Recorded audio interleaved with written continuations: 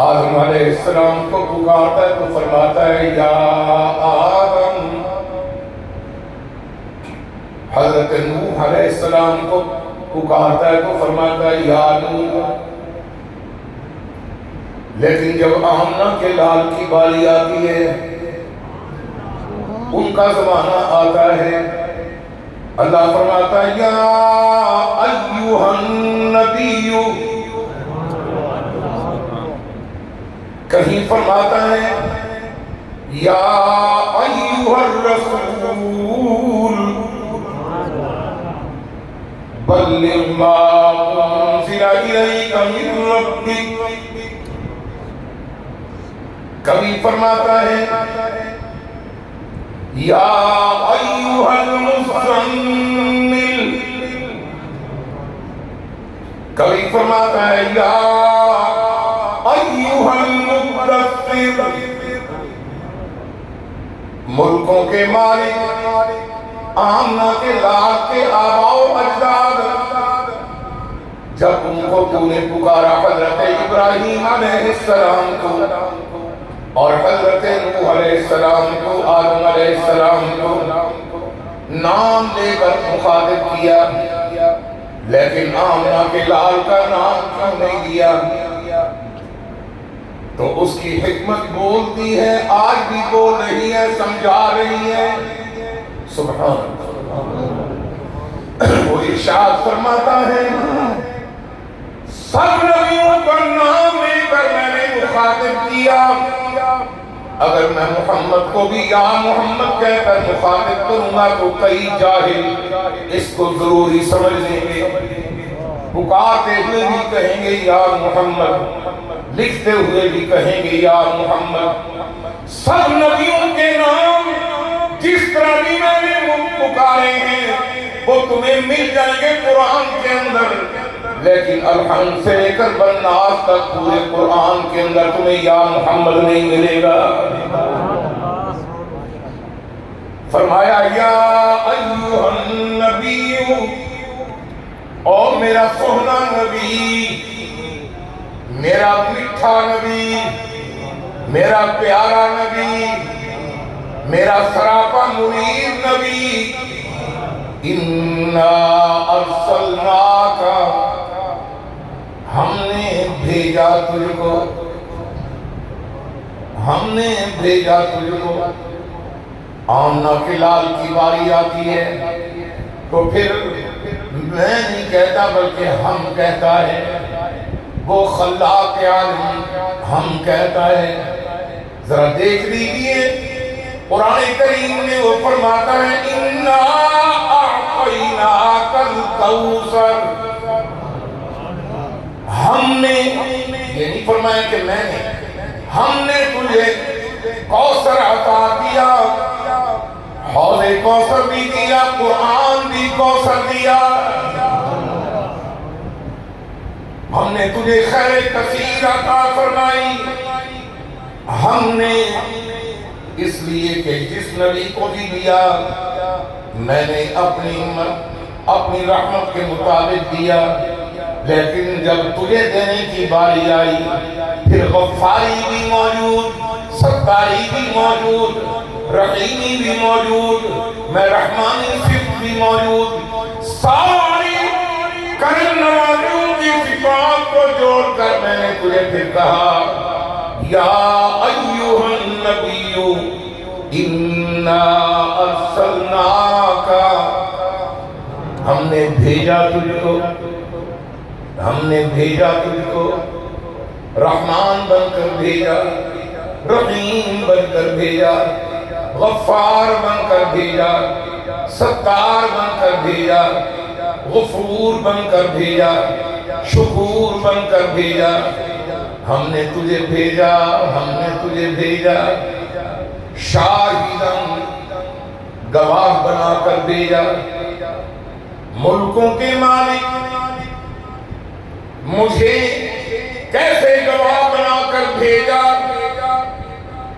رحمت دو عالم صلی اللہ علیہ وسلم فرماتے ہیں کہ اس انداز سے گواہ بنا کر بھیجا. قیامت کا دن ہوگا، ہر پیغمبر کو اس کی امت کے ساتھ، اس کی قوم کے ساتھ بلایا جائے گا، اور ان کو بلا کر جب پوچھا جائے گا قوم اقوام سے، ان کی قوموں سے، بتاؤ میرے پیغمبر نے تم تک میرا پیغام توحید پہنچانے کا حق ادا کیا کہ نہیں کیا؟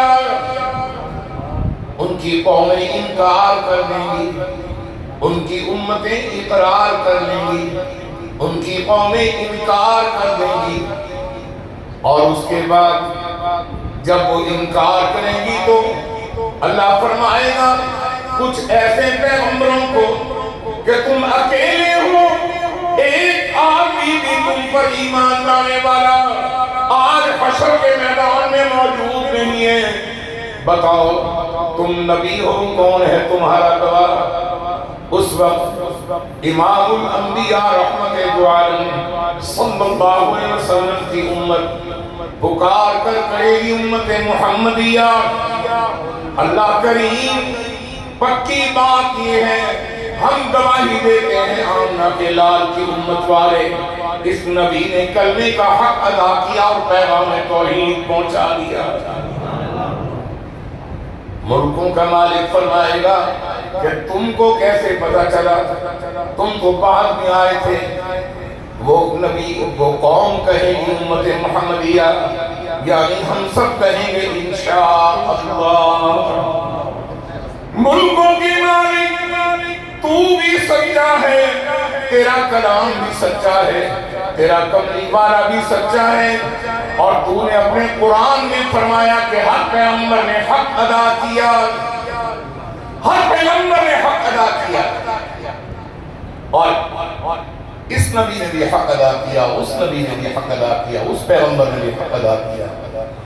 تو پھر قرآن تو آج بھی پکار کر بتا رہا ہے کہ یا ایھا النبی انا ارسلناک شاہدا ومبشرا ونذیرا۔ آمنہ کے لال مبشر ہیں، بشیر ہیں، خوشخبریاں دینے والے ہیں۔ رحمت دو عالم صلی اللہ علیہ وسلم نے ایک ماٹو دے دیا، ایک نظام دے دیا ہماری مجالس اور ہماری اخلاقیات کا کہ بشروا ولا تنفروا، یسروا ولا تعسروا۔ بشروا، میں محمد بشیر بن کر آیا ہوں، میں محمد مبشر ہوں، اور بشروا میری امت والوں، میرے بعد نبی کوئی نہیں آنا، لہذا تم نے بھی میرے بعد بشارت ہی دیتے رہنا ہے آنے والی قوموں کو، اس لیے کہ میں محمد نبی بشارت دی صلی اللہ علیہ وآلہ وسلم۔ فرمایا یا ایھا النبی انا ارسلناک شاہدا ومبشرا ونذیرا وداعیا الی اللہ، وداعیا الی اللہ، وداعیا الی اللہ۔ میرا محمد کا ایک شان یہ ہے، میرے محمد کی ایک صفت یہ ہے کہ یہ داعی بن کر آیا ہے، اللہ کی طرف بلانے والا۔ فاران کی چوٹی پر کھڑے ہو کر جب اس نے کہا یا ایھا الناس اعبدوا ربکم الذی خلقکم والذین من قبلکم لعلکم تتقون۔ اے ایمان والو، پکارو اپنے رب کو۔ اچھا، ایک عجیب بڑی ایک تفصیلی نکتہ ہے کہ جب بھی کسی پیغمبر نے اللہ سے مانگا تو رب کہہ کر دیا، جس پیغمبر نے بھی اللہ سے دعا مانگی رب کہا۔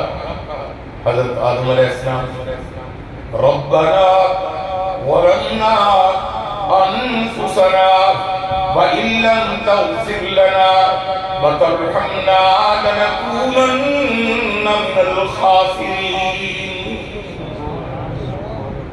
رب کہا، بولیں رب کہا نا۔ حضرت نوح علیہ السلام بھی رب کہتے ہیں ربی ان ابنی من اہلی وَإِنَّ وَعْدَكَ الْحَقُّ۔ نوح نے بھی رب کہا، بولیں ابراہیم علیہ السلام نے بھی رب کہا، اللہ سے بیٹا مانگا، ربی حبلی من الصالحین، ملکوں کا مالک 120 سال میری عمر ہو گئی ہے، تیرا خلیل ہوں، لیکن میری گود بیٹے سے خالی ہے، مجھے بیٹا عطا فرما۔ زکریا علیہ السلام نے بھی جب پکارا رب کہا، موسیٰ علیہ السلام نے بھی پکارا رب کہا، جی بات مختصر کرتے ہیں، حضرت عیسیٰ علیہ السلام نے بھی پکارا تو رب کہا، اور آمنہ کے لال نے پکارا تو بھی رب کہا۔ اللہ نے دعا کو دی، اللہ نے دعائیں سکھائی آپ کو۔ اللہ اکبر، ربنا ولا تحملنا ما لا طاقة لنا به۔ رب کا معنی کیا ہے جی؟ رب کا نام رزاق بھی ہے، رازق بھی ہے، ستار بھی ہے، غفار بھی ہے، غفور بھی ہے، شکور بھی ہے، بصیر بھی ہے، سمیع بھی ہے، قریب بھی ہے۔ رب کا، اللہ کا نام جو رب ہے، اس کے اندر اللہ کے سارے ناموں کا نچوڑ جمع ہو جاتا ہے۔ ماں کے پیٹ سے قبر کی لہر تک جو سب کچھ عطا کرتا ہے اس کو رب کہتے ہیں۔ آنکھوں کا نور عطا کرنے والا، کانوں کو سماعت کی قوت دینے والا، قوت شامہ سننے کی قوت دینے والا، اور پھر انسان کو مکمل تیار کرنے والا۔ انسان جی انسان، اس کا دل، اس کے گردے، اس کا معدہ، اس کا جگر، اس کا پتا، اس کا یہ گریڈیشن دماغ، یہ سب کے سب اللہ نے اتنی پاوریں لگا دی ہیں، مگر اس ساری مشینری کی اللہ نے آواز نہیں پیدا کی۔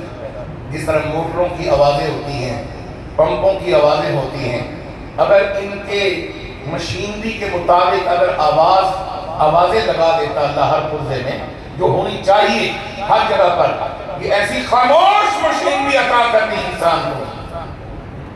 اللہ اگر یہ ساری مشینریوں کی آوازیں ہوتی تو ہم تو ایک دوسرے کی بات نہ سننے پاتے، اپنے اپنے شور بھی رہتے۔ اللہ کریم، اس میں حکمت کیا ہے؟ فرمایا میں نے یہ تمہیں سکون عطا کیا ہے تاکہ ان سکون کے لمحات میں تم مجھے یاد کرو،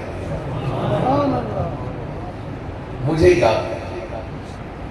کبھی گلشن قادریہ خانقاہ میں آنا کسی غرض یا کسی بہانے کے لیے نہیں، وقتاً فوقتاً آتے رہو تاکہ یہ جو سکون ملا ہے اور پھر سکوت ملا ہے ہر مشینری میں، اس سے فائدہ اٹھا کر کبھی اس فضا میں آ کر ذرا سانس تو لے کر دیکھو، جس فضا کے اندر وہ خوبصورت آواز حضرت اقدس حضرت مولانا عبد الوحید صاحب رحمۃ اللہ علیہ کی وہ آواز، اللہ اللہ، کیا حسن تھا اس آواز میں، کیا خوبصورتی تھی، اور کیا اس دیوار و در میں وہ چمک اور روشنیاں تھیں جہاں کمرے میں بیٹھ کر حضرت مولانا عبد الجلیل صاحب رحمہ اللہ تعالی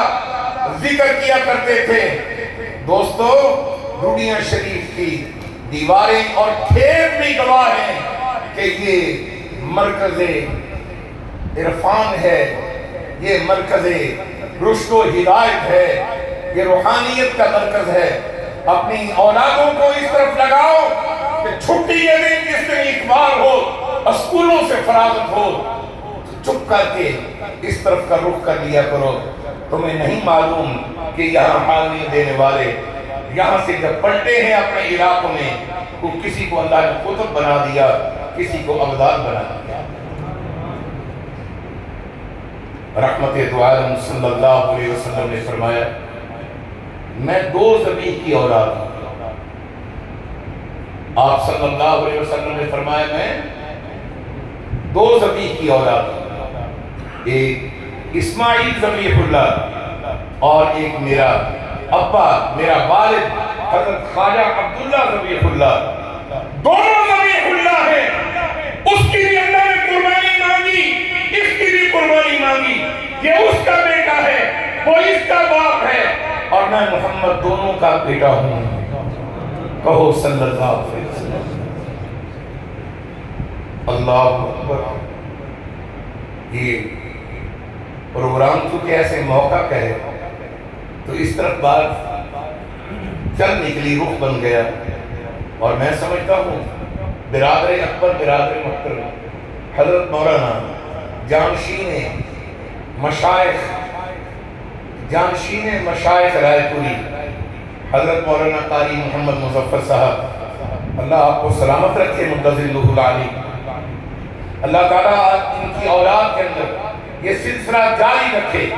مجھے یاد ہے جب یہ سارے مشائخ موجود ہوتے تھے اور حضرت شاہ جی اس کمرے میں ٹھہرا کرتے تھے، میرے چچا جان، اور پھر عموماً مغرب کے بعد یا عصر کے بعد مجلس ذکر بڑے اہتمام کے ساتھ حضرت قاری صاحب یہاں ماشاءاللہ منعقد کیا کرتے تھے، اور ایک عجیب انداز ہوتا تھا۔ میں تو پہلے آپ کو ساری یہاں کی فضا جنہوں نے وہ وقت نہیں دیکھا، میں ان کو سنا چکا ہوں، اور اپنی یادیں میں